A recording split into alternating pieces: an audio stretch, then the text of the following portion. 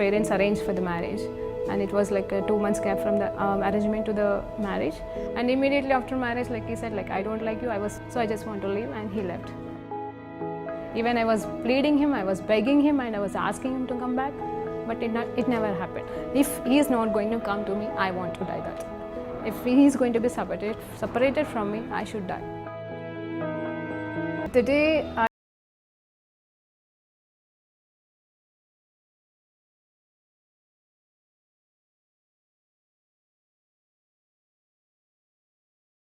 are not going to do that. Immediately I called to one of my Christian friends, and she shared with me the gospel. On the spot, I accepted Lord as my Savior. The next moment, I felt free from the burdens and all kind of thoughts, and everything left me. Praise Lord అండి. దేవునికి మహిమ కలుగును గాక. ఈరోజు ఒక శ్రేష్టమైన వాక్యాన్ని ధ్యానించబోతున్నామండి. ప్రార్థన చేసుకుందాం. పరిశుద్ధుడా గొప్ప దేవా, నీకు స్తోత్రం, స్తుతి, మహిమ, ఘనతయు ప్రభావం చెల్లించుకుంటున్నాం నాయన. ఈ సమయంలో ఉన్న పాటన మీ పాద సన్నిధికి వస్తుంది నాయన. ఇస్సాకు నూరంతల పంట ఎందుకు కోసుకున్నాడు, ఎలా కోసుకోగలిగాడు అనే సత్యాన్ని ఈరోజు మేము నేర్చుకుంటుండగా నాయన, మా జీవితంలో కూడా ప్రభా మేము ఫలించేవారిగా, అది కూడా నూరంతలుగా ఫలించే భాగ్యాన్ని చెప్తున్న నాకును వింటున్న ప్రతి బిడ్డకు దయచేయమని యేసుక్రీస్తు నామములో ప్రార్థనతో వేడుకుంటే సమయాన్ని సమర్పిస్తున్నాం తండ్రి. ఆమేన్. ప్రైజ్ లార్డ్ అండి. దేవునికి మహిమ కలుగును గాక. మరి ఈరోజు దేవాది దేవుడు మనకిస్తున్న ఈ వాక్యాంశం ఏంటి అంటే, ఇస్సాక్ యొక్క 100% హార్వెస్ట్కి కారణం ఏంటి, ఆయన ఆశీర్వాదాలకి కారణము అని అనొచ్చు. అలాగే how come he can receive 100% of harvest అంటే మనకి వాక్యం ఒకటి గుర్తు చేస్తుంది కదండి. దేవాది దేవుడు చెప్తా ఉంటాడు, మరి విత్తువాడు విత్తినప్పుడు మరి బండ మీద పడింది, తోవ పక్కన పడింది, ముళ్ళ పొదలో పడింది, మంచి నేల మీద పడింది అని ఉపమానం చెప్తాడు యేసుప్రభు వారు. అయితే మరి అంత చక్కగా చెప్పిన తర్వాత కూడా మరి మంచి నేల మీద పడిన పంట గురించి కూడా చెప్తాడు దేవుడు. 30 60 100 అని మాట్లాడతాడండి. మరి నేను గతంలో ఆల్రెడీ దీని గురించి మాట్లాడాను, కానీ ఇప్పుడు జస్ట్ క్లుప్తంగా అంటే ఈ ఈ ఈ అధ్యాయాన్ని ఇప్పుడు మనం చెప్తున్న మాటని ఆధారం చేసుకుంటే, మరి అసలు 30 60 వచ్చినా దీవెనే కదండి, అదేమి నష్టం కాదు. అలాగే అక్కడ 100 ఉంటుంది. మరి 30 వచ్చిన దీవెనే, 60 వచ్చిన దీవెనే, మరి అలాగే 100 వచ్చిన దీవెనే. కానీ ఇక్కడ ఇస్సాక్ అనే వ్యక్తి కరువులో 100 తీసుకున్నాడు. ఏంటంటే నష్టపోయారు, అసలు పంటే రాలేదు మొదటి 3 విషయాలలో, అంటే 3 పరిస్థితులలో. కానీ చివరి మంచి నేల మీద పడ్డది మాత్రం ఏమంటున్నాడు, 30 60 అంటే కనీసం ముళ్ళ పొదలో 30 అని చెప్పట్లేదు. అలాగే మరి బండ్ల పక్కన పడింది, లేకపోతే రాయి మీద పడింది 60 అట్లా చెప్పట్లేదండి. మంచి నేల మీద పడిందే 30 60 100 అని చెప్తున్నాడు. మరి వీలైతే మీరు మళ్ళీ యూట్యూబ్లో వెతికితే ఖచ్చితంగా ఈ వచనం దొరుకుతుంది మీకు. కానీ ఏదేమైనా ఇక్కడ నేనేమంటున్నా అంటే, మరి అలా దేవుడు చెప్పినప్పుడు ఇక్కడ 100 పంటని డైరెక్ట్గా అది కరువు కాలంలో వితౌట్ రెయిన్స్ ఎలా ఇస్సాకు పొందుకున్నాడనే సత్యాన్ని మనం ధ్యానించబోతున్నామండి. నేను ఎందుకు ఈ ఇంట్రొడక్షన్ ఈ రీతిగా చెప్తున్నానంటే, మనకు ముందు మనం ఏం చెప్పుకోబోతున్నాం అనేది చెప్పుకుంటేనే కదండి మనం తర్వాత అర్థం చేసుకోగలం. పైగా దేవాది దేవుడైతే మరి ఒకటి చెప్పాలని మొదలు పెడితే ఇంకేదో చెప్పుకుంటూ వెళ్ళిపోతూ ఉంటాడు. ఆయన నోరు విప్పుతూ ఉంటాడు, మనం మాట్లాడుతూ ఉంటాము. మనకి ఆలోచనలు మనుషుల వశం, కానీ నిర్ణయాలు దేవుని వశం అన్నట్టుగా నేనేది ప్రిపేర్ అవ్వడం అనేది ముఖ్యం కాదు, కానీ మీకేదో అవసరమో అది దేవుడు పలికిస్తాడని నేను నమ్ముతానండి. అదే దేవుని నిజమైన వాక్య పరిచర్య. హల్లెలూయా. దేవునికి మహిమ కలుగును గాక. అయితే ఈరోజు మనము నేర్చుకోవాల్సిన అంశము అంటే ఎక్కడి నుండి ధ్యానిస్తున్నామంటే, ఆదికాండము 26వ అధ్యాయము ఆల్మోస్ట్ మొత్తము అధ్యాయం ధ్యానించబోతున్నామండి. మరి వీలైనంత వరకు కొన్ని వచనాలు చదువుతాను. అక్కడ ఏంటంటే కరువులో విత్తాడు, అలాగే మరి 100 పంట కోసుకున్నాడు. ఇది ఒక మర్మం అండి. ఏంటి మర్మం తెలుసా?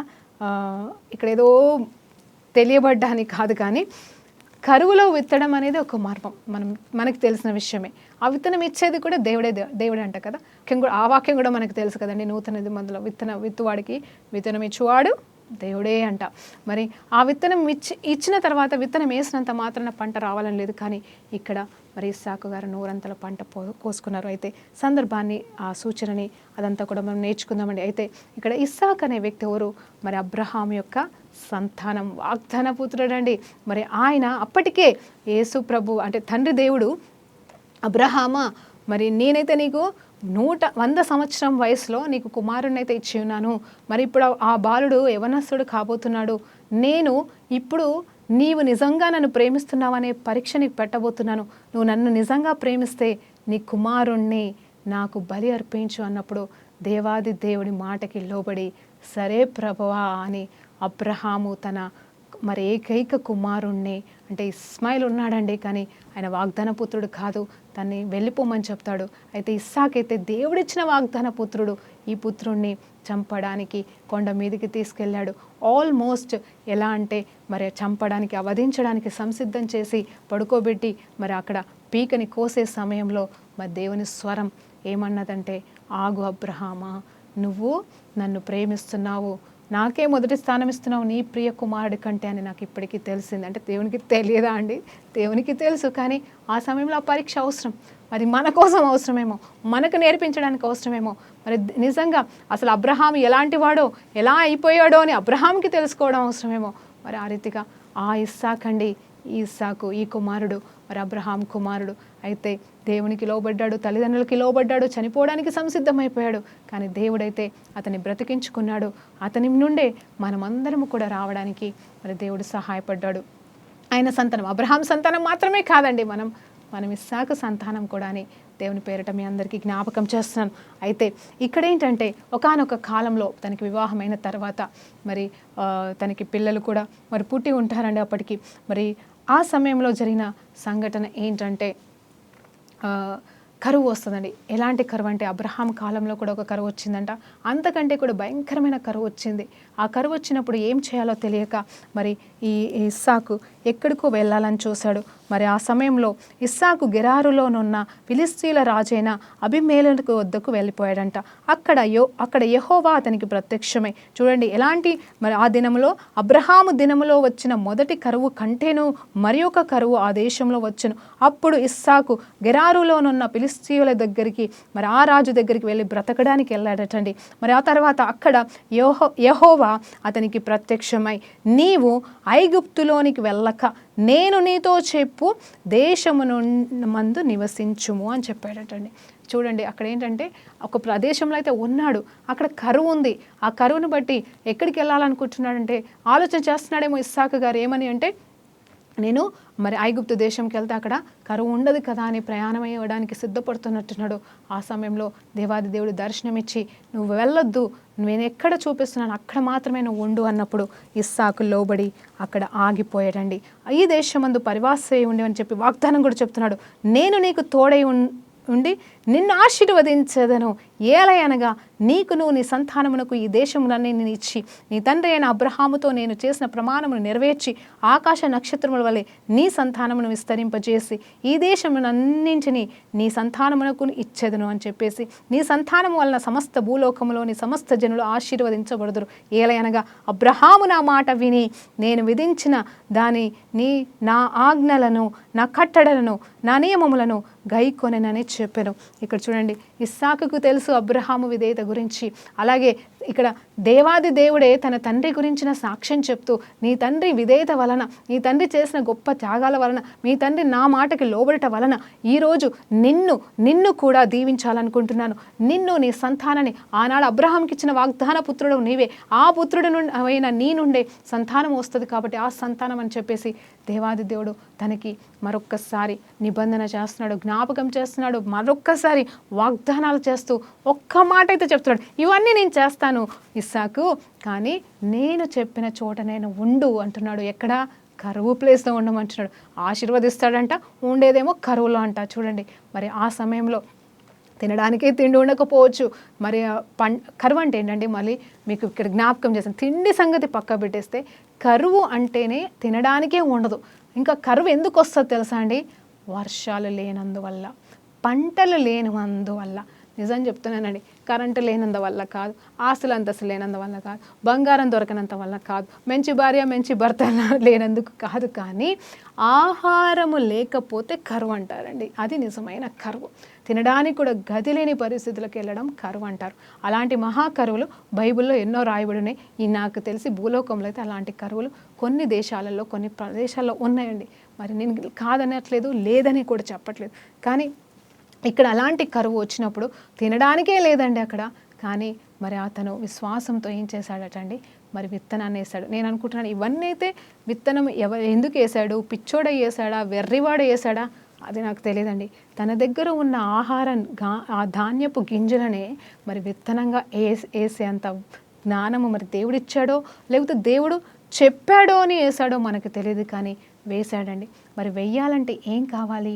నిజం చెప్పాలంటే నీరు కావాలి, వర్షం పడాలి, తేమ కావాలి, ఇవన్నీ కావాలి. మరి అక్కడ కరువే ఉందండి, ఎండిపోయిన ఎడారి పరిస్థితులు.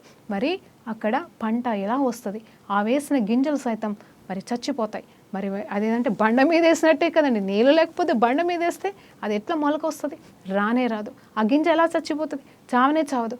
కానీ దేవాది దేవుడు విశ్వాసంతో ఇతను వేసిన విత్తనాన్ని 100 ఇచ్చాడండి. అదే నేను చెప్పబోతున్నాను. ఇక్కడ ఆలోచన చేస్తే కొన్ని సత్యాలు దేవుడు జ్ఞాపకం చేసి ఉన్నాడు.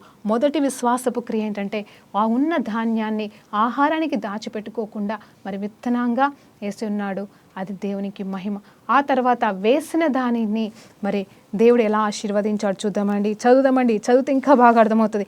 ఇస్సాకు గెరారులో నివసించును, ఆ చోటి మనుషులు అతని భార్యను చూసి ఈ సందర్భం ఇప్పుడు వద్దు, కానీ అయితే నెక్స్ట్ అక్కడ చూసినప్పుడు 12వ వచనం అండి, అబీమెలెకు ఈ మనుష్యుని జోలికి పోకూడదు, ఇతని భార్య జోలికైనా నువ్వు వెళ్ళకూడదు అని చెప్పేసి నిశ్చయంగా వెళ్తే మరణశిక్ష పొందండి. ఈ సందర్భం గురించి కూడా మనం కొంచెంసేపు ధ్యానిద్దామండి. ఇస్సాకు ఆ దేశమునందు వాడై విత్తనము వేసి ఆ సంవత్సరంలో 100 పంట పొందెను. అయితే ఇక్కడ ఇంతకుముందు దేవుడు దీవించిన తర్వాత జరిగిన ఇంకొక సంఘటన ఏంటంటే అక్కడ ఆ రాజు చూసి, ఆ రాజ్యంలో ఉన్న వాళ్ళు చూసి ఇస్సాకు యొక్క భార్య అందంగా ఉంటే మరి ఏమవుతుందండి, మరి తీసుకొని పోతారని భయముతో అక్కడ తను కూడా మరి ఏమైనా సహోదరి భార్య కాదు అని చెప్తాడు. కానీ మరి అక్కడ ఉన్న వాళ్ళు తెలుసుకున్న తర్వాత అక్కడ ఉన్న రాజు ఏమంటాడు తెలుసా అండి? ఇది ఒక అద్భుతమైన మాట. ఏంటంటే నువ్వు ఎందుకు చెప్పలేదు ఇస్సాకు ఈమె భార్య అని? ఒకవేళ నువ్వు భార్య అని చెప్పకపోతే వేరే వాళ్ళు అనుభవించే వాళ్ళేమో, అప్పుడు మా ఊరికి మాకు నాశనం వచ్చేదేమో కదా నీ దేవుడి వలన, ఎందుకు ఇలా చేసావని చెప్పి ఏం చేశారు తెలుసా? వాళ్ళని అక్కడి నుండి పంపించలేదు సరిగదా. ఏం చెప్పాడంటే ఈ మనుషుడి జోలికి, జాగ్రత్తగా వినండి, ఇస్సాకు జోలికి ఎవరైనా వెళ్తే, ఆయన భార్య జోలికి ఎవరైనా వెళ్తే వాళ్ళని చంపేస్తాను, మరణశిక్ష అని చెప్పేసి అభయహస్తాన్ని ఇచ్చాడు అక్కడ ఉన్న రాజు.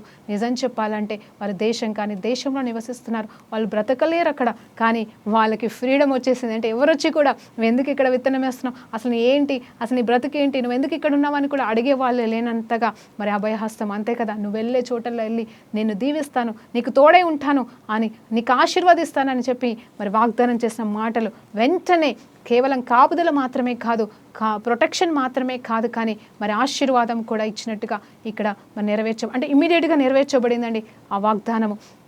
ఆ తర్వాత విశ్వాసంతో, ధైర్యంతో మరి విత్తనాన్ని విత్తి ఏం చేశాడు? 100 పంట అదే సంవత్సరంలో పొందుకున్నాడు అంటాడు. మరి నేనేమంటానంటే 100 పంట రావాలంటే 2వ పంట 3వ పంట అని ఎత్తలేదంటండి. మొదటి పంటలోనే ఎత్తాడో లేకపోతే అదే సంవత్సరం అంతట్లో ఎత్తాడో నాకు తెలియదు, కానీ ఒకే సంవత్సరం లోపల విత్తిన దానికి 100 అంటే సమృద్ధి కలిగిన పంట అండి. దాని అర్థం నష్టం లేని పంట కరువులో పొందుకున్నాడు.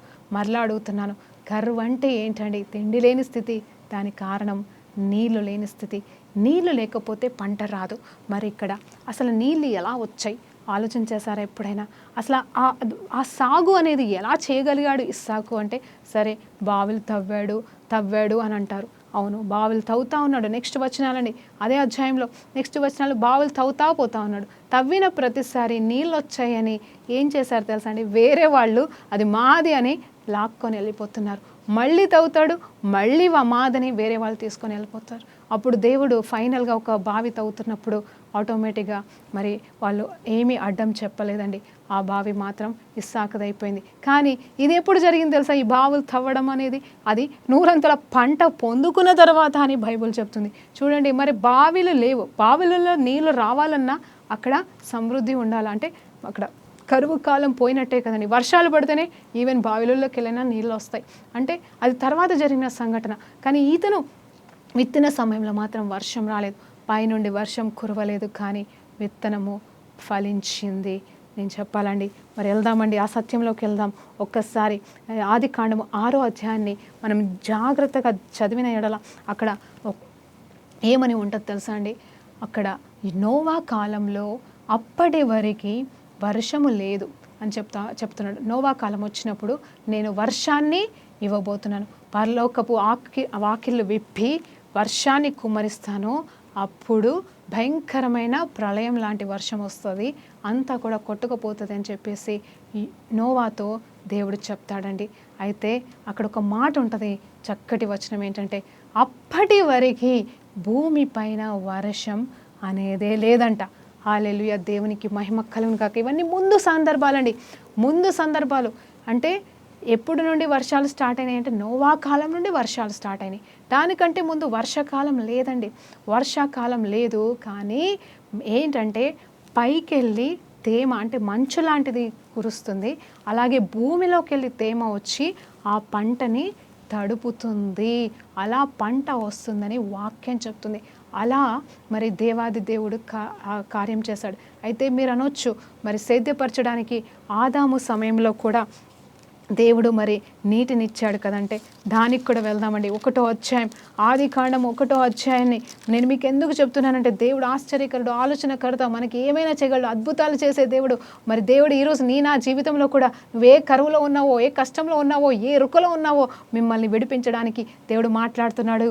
ఈరోజు ఏంటంటే, ఈరోజు ఏదో వాక్యం సత్యం తెలుసుకోవడానికి కాదు, కానీ మన జీవితంలో వీటిని ఎట్లా అనుసరించాలి, ఎలా పాటించాలి, ఎట్లా మన జీవితంలో ఇవి నెరవేర్చబడతాయి అనేది మనకు కావాల్సిన సత్యాలండి. అందును బట్టి దేవునికి మహిమ కలుగును గాక.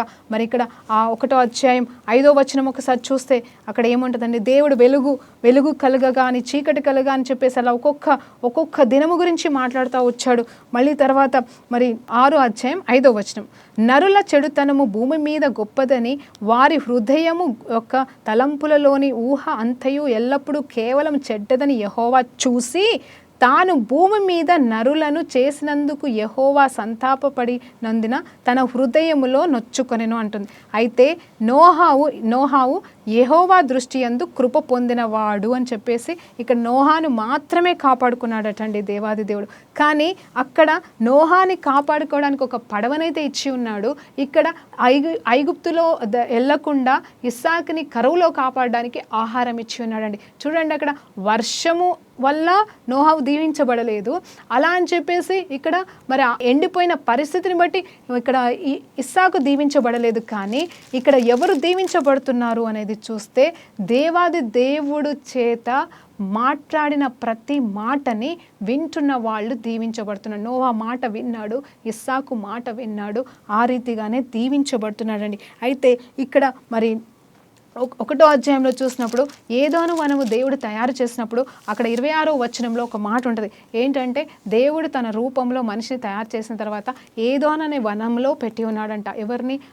ఆదాముని, అవ్వను కూడా పెట్టి ఉన్నాడు అనుకుందాం. అయితే అక్కడ సేద్యపరచుటకు మనుషులు లేరంటండి. మనుషులు లేనందున అక్కడ ఏంటంటే, మనుషులు లేరు కాబట్టి అక్కడ తేమ వచ్చి భూలోకంలోకి వెళ్ళి, అలాగే ఆకాశం నుండి మంచు కురిసి అక్కడ సేద్యం అనేది అంటే ఆ పంట మరి ఆల్రెడీ ఉన్న చెట్లకి ఎలా వాటికి తేమ వస్తుంది, ఎలా ఫలిస్తున్నాయి, వాటికి దేవుడు ఇచ్చిన ఏ చెట్టుకి ఆ ఫలము ఇచ్చేలాగా దేవుడు మరి ఇచ్చి ఉన్నాడు కదండి. మరి అవన్నీ కావాలంటే మరి ఎవరు పోషించారు, ఎవరు సేద్యపరిచారు అంటే మరి కేవలం ప్రకృతే సేద్యపరిచిందండి. అయితే ఆదాముని సృష్టించిన తర్వాత దేవుడు అక్కడ మాట్లాడుతున్నాడు, ఏదోను వనంలో మాత్రమే ఒక 4 రివర్స్ని పారింపజేసేటట్టుగా పెట్టి, అంటే కావాలనండి దేవుడు అలా ఆ ఏదోను వనాన్ని సృష్టించి వాటిని సేద్యపరచడానికి మరి ఆదాముకు ఒక పని ఇవ్వాలి కదండి. మరి భూమి చేస్తుంది కదా, ప్రకృతి చేస్తుంది కదండి, ప్రకృతి చేస్తుందని వదిలేయచ్చు కదా. అలా వదిలేయకుండా ఆదాముకి పని ఇవ్వాలని చెప్పేసి 4 చెరువులను పెట్టి ఆ చెరువుల ద్వారా వచ్చిన నీటిని మరి వ్యవసాయం చేయమని, మరి ఆ చెట్లని ఆ పొలాల్ని చూసుకోమని సేద్యపరచడానికి ఆదామును అవ్వను పెట్టి ఉన్నాడండి. హల్లెలూయా.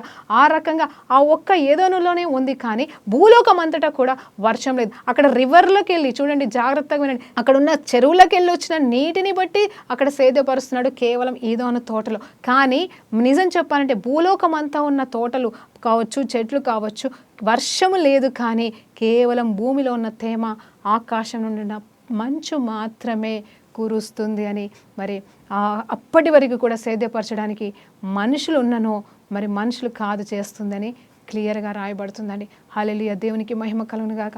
ఇవన్నీ మీకు ఎందుకు చెప్తున్నాను అంటే మరి దేవాది దేవుడు చెప్తున్నాడు ఇక్కడ కరువు కాలంలో కూడా వర్షము లేదు. అప్పుడు కరువు కాదది, అది పరలోక దేవుడు ఆకాశం నుండి కుమ్మరిస్తున్న మంచు కురిసింది. కానీ నోవా కాలంలో భూమి శపించబడినప్పుడు మరి అన్నీ కూడా శపించబడుతున్నప్పుడు జరుగుతున్న పరిస్థితులను బట్టి మరి దేవాది దేవుడు వర్షాలనైతే ఇచ్చి ఉన్నాడు. వర్షాలు వస్తాయి, వర్షాలు పోతాయి, కరువులు వస్తాయి, కరువులు పోతాయి అన్నట్టుగా మరి ఒక టైం వచ్చింది కరువు కాలం. అప్పుడు ఇస్సాకు విధేయతను బట్టి ఇక్కడ నేను చెప్తున్నాను, మనం 100 అంటే 100 పంట ఎందుకు కోసుకున్నాడు అనేది విధేయత వల్ల వచ్చింది. అయితే అసలు ఆ పంట ఎలా తయారైంది అనేది మనం ఆలోచన చేస్తే ఆదాము కాలంలో హల్లెలూయా ఏ మంచు కురిసిందో అదే మంచు ఇస్సాకు లోబడడం వల్ల, దేవునికి మహిమ కలుగును గాక, అదే మంచు ఆకాశం నుండి కురిసి అదే తేమ భూమిలోకి వెళ్ళి వచ్చి తను విత్తన ఆ పంటకి ఆ విత్తనాలకి సేద్యాన్ని ఇచ్చి మరి నీటినిచ్చి మరి అది విత్తనము పగిలి మరి ఏ పెద్ద వృక్షములు అయ్యాయో, మరి అది ఏ పంట కోసుకున్నాడో, అది ఏ ఆహారమో, అది ఏ విత్తనమో మనకు తెలియదు. కానీ అది మాత్రం 100 పంటగా మార్చబడింది. నేను ఎందుకు ఇది క్లుప్తంగా నేను చెప్పి వచ్చిరాని మాటలు ఎందుకు చెప్తున్నానంటే, ఇప్పుడు ఇస్సాకు దేవుడి మాటకి లోబడడం వల్ల మరి 100 పంట కరువులో పొందుకుంటే మనము కూడా అలాగే, అంటే మన కోసము దేవుడు కూడా అద్భుతం చేయగలడండి. మనము లోబడితే, ఆయన స్వరానికి లోబడితే, ఆయన చెప్పింది వింటే కరువులో మనం తిని చచ్చిపోతే అయిపోతాయి. ఇప్పుడు చూడండి, ఒక్కసారి మరి ఆ విధవరాలని ఒక్కసారి తన కుమారుణ్ణి జ్ఞాపకం చేస్తే ఏలియా సమయంలో ఏమంటది ఆమె, నా దగ్గర ఈ కొంచెం నూనె ఉంది, ఈ కొంచెం పిండే ఉంది, ఇది తిన్న తర్వాత ఇంకా మేము చచ్చిపోతామంటే చచ్చిపోతారంట. ఆత్మహత్య చేసుకోవడం కాదు, ఇంకా ఇదే లాస్ట్ ఆహారము, ఇక దీని తర్వాత మాకు కొన్ని సంవత్సరాల దాకా ఆహారం ఉండదు కాబట్టి, ఆహారం లేక మేము చచ్చిపోతాం కాబట్టి ఈ లాస్ట్ ఆహారం తృప్తిగా తిందామని సిద్ధపరచుకుంటున్నామని అక్కడ ఏలియాతో చెప్తుందా తల్లి. అప్పుడు ఏలియా ఏమంటాడు, సరే మెంచదమ్మా, కానీ ముందు నాకు ఒక అప్పం ఇవ్వు అని చెప్పేసి కొంచెం చిన్న బిల్ల నాకు చేసి రొట్టె ముక్క అన్నప్పుడు ఆమె ధైర్యంతో మరి విశ్వాసంతో, అయ్యా సరే ఏముందులే, మా అంటే ఇంకొక రోజు ముందు చచ్చిపోతాం అనుకుందో, లేకపోతే దైవజనుడని గుర్తించిందా, ఇదంతా తర్వాత విషయం. కానీ సరే మాతో పాటు నువ్వు అడిగినందుకు నువ్వు ఒక ముద్ద తిను అని చెప్పేసి ఆయనకి మొదటి ముక్క ఇచ్చినప్పుడు, అంత మాత్రమే కాదు తెలుసా అండి, ఆ ఏలియా చెప్పి ఉన్నాడు, నీ తోటిలోని పిండి ఆగిపోదు, బుడ్డిలోని నూనె తరిగిపోదని కూడా ఒక ప్రవచనాత్మకమైన మాట చెప్తాడు. నాకు తెలిసి అప్పుడు ఆమెకు అర్థం కాలేదేమో, కానీ తర్వాత ఆ పిండి ఎలా ఎదుగుతూ ఉంది. అద్భుతం చేశాడండి దేవుడు, చేశాడు. చేపల విషయంలో కూడా, రొట్టెల విషయంలో మరి ఎక్కడ ఎలా అంటే విరుస్తూ ఉంటే మల్టిప్లై అవుతూ ఉంటా, అద్భుతాలు సూచక్రియలండి. దేవునికి మహిమ కలుగును గాక. ఇక్కడ కూడా గుండెలో అది ఏ రీతిగా బుడ్డిలో నూనె పెరిగిందో మనకు తెలియదు. ట్యాప్ ఓపెన్ చేస్తే కదా నీళ్ళు వచ్చేసినట్టుగా, ట్యాంక్లో నీళ్ళు అయిపోయేదాకా వస్తాయి, ట్యాంక్లో నీళ్ళు అయిపోతే ఆ ట్యాప్లో నీళ్ళు కుర్రావు. కానీ ఇది మాత్రం దేవాది దేవుడు 3.5 సంవత్సరాలు కరువులో మరి దేవుడు ఆమెను పోషించాడు, విధేయత చూపించడం వల్లనే. ఇక్కడ నేనేమంటాను, ఇచ్చుట పుచ్చుట గురించి నేను మాట్లాడట్లేదండి. దేవుడు చెప్పిన చోట నువ్వు నిలబడి, దేవుడు ఉన్నమన్న చోట నువ్వు ఉంటే దేవుడు నీకు చేసే సహాయం అంతా ఇంత కాదండి. మనకు ఒక్కొక్కసారి అర్థము కాదు, కానీ దేవుడు మాత్రం మనకి అన్ని రకాల సహాయాలు చేస్తాడు. మనకు అర్థమే కాదండి. నేనేం చేస్తానంటే నిజంగా చెప్తున్నానండి, నా జీవితంలో ఎన్నో పొరపాట్లు నా ద్వారానే జరుగుతూ ఉంటాయి, రోజు చేసేది కాదు. కానీ నా ద్వారా జరిగినవి అయితే నేను మళ్ళీ ఏం చేస్తానంటే, రోమీయులకు రాసిన పత్రిక 8వ అధ్యాయం 28వ వచనం, నేను అదే మాట్లాడతాను మళ్ళీ. ప్రభా నువ్వేమన్నావు ప్రభా, ప్రతి దాన్ని అక్కడ ఏముంటుందని తెలుసా, ప్రతి పరిస్థితిని మేలుకరంగా అన్నావు కదా, you make all things for my good అన్నావు. అన్నిటినీ దేవుని మార్తము అలాగే నా మేలుకు మారుస్తాను అంటున్నాం. ఆల్ థింగ్స్ అంటే మంచి చెడు అన్నీ ఉంటాయని అర్థం కదా ప్రభా. ఇదిగో నా వల్ల ఈ పొరపాటు జరిగింది, ఇదిగో నా వల్ల ఈ ఆలస్యం జరిగింది, నా వల్ల ఇది జరిగింది, నాకు సంబంధం లేదు, నేను క్షమించమని అడగమంటావా దేవా, నా వల్ల పొరపాటు జరిగింది, నన్ను క్షమించు, నువ్వు అడగమన్నావు, నేను అడుగుతున్నాను, కానీ ఇంకంతవరకే నేను చేయగలను. నేనైతే ఇప్పుడు వెనక్కి వెళ్ళి ఏం చేయలేను కాబట్టి నష్టం జరిగింది, ఇక్కడ ప్రాబ్లం వచ్చింది, పొరపాటు నాదే, నన్ను క్షమించు ప్రభా. కానీ నువ్వు క్షమిస్తావు, అయిపోయింది. కానీ దీన్ని నేను మేలుగా మార్చుకోవడం చూడాలనుకుంటున్నా ప్రభా. ఇది మేలుగా మార్చాలి, ఎందుకంటే నాకు వాక్యం ఉందండి, ఆయన వాక్యం సత్యం సజీవమైనది. నేను ఎందుకు వ్యర్థం చేసుకోవాలి ఆయన వాక్యాన్ని, నేను వ్యర్థం చేసుకోను. కాబట్టి నేను అడుగుతాను ప్రభా, దీన్ని ఇదిగో నేను నష్టం, నేనే కారణం, సాతాను కాదు, మనుషులు కాదు, వీళ్ళు కాదు ప్రభా, నేను నష్టపోయిన దానికి నాకు మేలు ఎట్లా చేస్తావో చెయ్యంతే. ప్రార్థన అండి, విశ్వాసంతో అడుగుతాను. నా తండ్రి అండి, నా తండ్రి అయి ఉన్నాడు, ఆయన నా భర్త అయి ఉన్నాడు. కాబట్టి నేను ప్రభా నిశ్చిత్తం, ఇంకా నువ్వు మేలు అన్నావు కదా, నాకు మేలుగా మారుస్తానన్నావు. ప్రతి పరిస్థితిని, ఈ నష్టాన్ని, ఈ కీడుని, ఇదిగో నేను కోల్పోయిన దాన్ని నాకు మేలుగా, నీకు మహిమ, మళ్ళీ నీకు మహిమ రావాలి ప్రభా దీని ద్వారా, అంతే అని చెప్పేసి, అంటే వెనుకున్న వాటిని మర్చిపోయి ముందుకు సాగడం ఒక ఎత్తు అయితే, ఆ పరిస్థితిని మేలుకరంగా మార్చు ప్రభా అని కోరుకోవడం మన విశ్వాసంకి ఇంకొక మెట్టేయండి. అది మెట్టు పైకి ఎక్కడం కానీ దిగడం కాదు. అందుని బట్టి దేవునికి మహిమ కలుగుతుంది. అది కూడా నీ చిత్తమైతే అంటాను ప్రభా, నేను ఇక్కడికే వదిలేద్దామా, ఓకే ఫైన్, లేదు మారుస్తావా, నువ్వు మార్చు, కానీ నీకు అప్పచెప్తున్నాను అన్నప్పుడు దేవుడు ఎన్నో పరిస్థితుల్లో వాటిని మేలుకరంగా, ఆయనకి మహిమాకరంగా మార్చుకున్నాడు. కాబట్టి ఈరోజు మన జీవితంలో కూడా ఏమి జరిగినను, జరగకపోయినను, ఇక్కడ నష్టం కలిగిందండి కొద్దో గొప్ప ఆయనకి. ఏం నష్టం కలిగింది అనేది చూస్తే, నిజం చెప్పాలంటే అక్కడ రాజు నాశనం చేయొచ్చు వాళ్ళ భార్యని, అక్కడ శిక్ష రావచ్చు, మీరు ఎందుకున్నారు వాళ్ళని ఎల్లగొట్టచ్చు, కానీ దేవుడు దీవించాడు కాబట్టి వాళ్ళు కూడా అతనికి భయపడ్డారు. విత్తనం వేసినప్పుడు అందరూ వెర్రివాడిలాగా చూసారేమో. నోవాని ఎట్లనైతే ఏంటి ఏం కడుతున్నావు, ఎందుకు కడుతున్నావు అని ఎక్కిరించారు, అలాగే ఇస్సాకును కూడా ఏంటి తినడానికే లేదు, ఏం వెతుకుతున్నావు, ఇది ఇప్పుడు వర్షం పడుతుందా అనండి. నిజం చెప్పాలంటే వర్షం పడలేదండి. దేవునికి మహిమ కలుగును కాక, అక్కడ వర్షమే రాలేదు. కానీ ఏమైందంటే ఆదాము కాలంలో దేవుడు సృష్టిని సృష్టించినప్పుడు, ఆ సృష్టి నోటితో పలకబడినప్పుడు, ఆ చెట్టు కమ్ము అన్నప్పుడు చెట్లయినాయి. ఫలించండి, మీ చెట్లకు అంటే ఏ చెట్టుకు తగ్గట్టుగా ఆ చెట్టు ఫలించును గాక, ఏ కాయకు తగ్గట్టుగా ఆ కాయ ఫలించును గాక అని ఎలా అయితే దేవుడు చెప్పాడో, దానికి కావలసిన తేమని దేవుడు ఎట్లా ఇచ్చాడో, అప్పుడే అదే మాట ప్రకారం, అదే కార్యము, అదే మొదటి మాటలు మరి ఇక్కడ నెరవేర్చబడ్డాయి. ఇస్సాక్కి నెరవేర్చబడితే నీకు నాకు కూడా దేవుని మాటలు పొల్లు పోకుండా నెరవేర్చబడతాయి. ఆయనకి నువ్వు ఏం చేయాలో అవసరం లేదండి. నేను ఈరోజు దేవాది దేవుని నామంలో ఒక విజ్ఞాపన చేస్తున్నాను మీ అందరినీ. ఏంటంటే, మీరు కరువుల్లో ఉన్నారా, కష్టాల్లో ఉన్నారా, ఇబ్బందులో ఉన్నారా, ఇరుకులో ఉన్నారా? భక్తి సింగ్ గారంట ఆయన ఒక తీర్మానం అంట, ఆయన సొంతంగా తీసుకున్న తీర్మానం కాదండి. మనం కూడా ఒక్కొక్కసారి కొన్ని అనుకుంటాం, వాళ్ళు తీసుకున్నారు కదా అయితే మనం కూడా తీసుకొని చేద్దామని. అందరికీ అది వర్తించాల్సిన అవసరం లేదండి. కాకపోతే వారిని బట్టి మనం విశ్వాసంలో ముందుకు సాగొచ్చు. అతనికి దేవుడు చెప్పాడంట, నువ్వు అడగొద్దు, నువ్వు నా వైపే చూడాలి. అది దేవుడిచ్చిన ఆజ్ఞ అతనికి. అతను అలాగే నిలబడ్డాడు, అలాగే ముందుకు సాగాడు. కొంతమందికి దేవుడు మరి పౌలు భక్తుడు కొన్నిసార్లు అడగలేదు, కొన్నిసార్లు అడిగాడు. అలాగే ఆయనకేం దేవుడేం చెప్పలేదు. అదే పేతురు విషయంలో చూస్తే పాదాల దగ్గరకు వచ్చి బంగారం కుమ్మరిచ్చేశారు.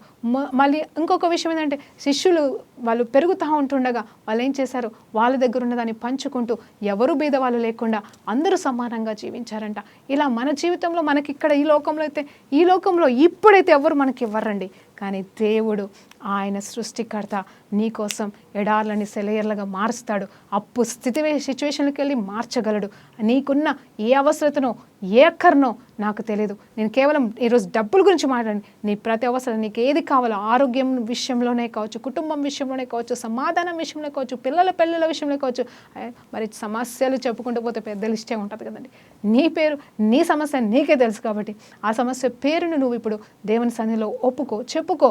దేవుడు దాన్ని మేలుగా నీకు దేవునికి మహిమకరంగా, నీకు మేలుకరంగా మార్చి ఇస్సాకుకి ఏ రీతిగా అద్భుతం చేశాడు.